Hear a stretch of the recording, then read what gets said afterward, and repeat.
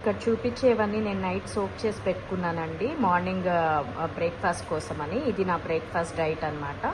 So each and every half an అవర్కి నేను ఇవి కన్జ్యూమ్ చేస్తూ ఉంటాను. సో 5:30కి స్టార్ట్ అవుతే నా డైట్ వచ్చేసి 10 o'clockకి క్లోజ్ అవుతుంది.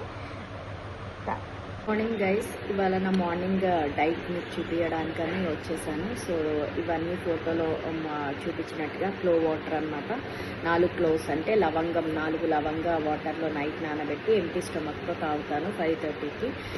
తర్వాత బ్లూ బ్లూ ఫ్లవర్స్ కూడా నేను గుడ్ హెల్త్ అనే పేజ్ నుండి బుక్ చేసింది.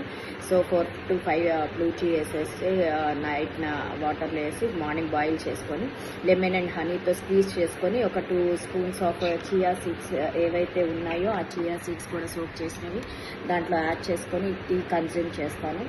తర్వాత డేట్స్ అనమాట. డేట్స్ ఈ 2 డేట్స్ తినటం వల్ల మనకి డే అంతా యాక్టివ్గా ఎనర్జెటిక్గా ఉంటుంది. అండ్ లేటర్ ఆన్ పల్లీలు కూడా మనకి పచ్చి పల్లీలు అన్ని సీజన్స్లో దొరకవు కాబట్టి దీంట్లో ఉన్న ప్రోటీన్ మనకి దేంట్లో లభించదు.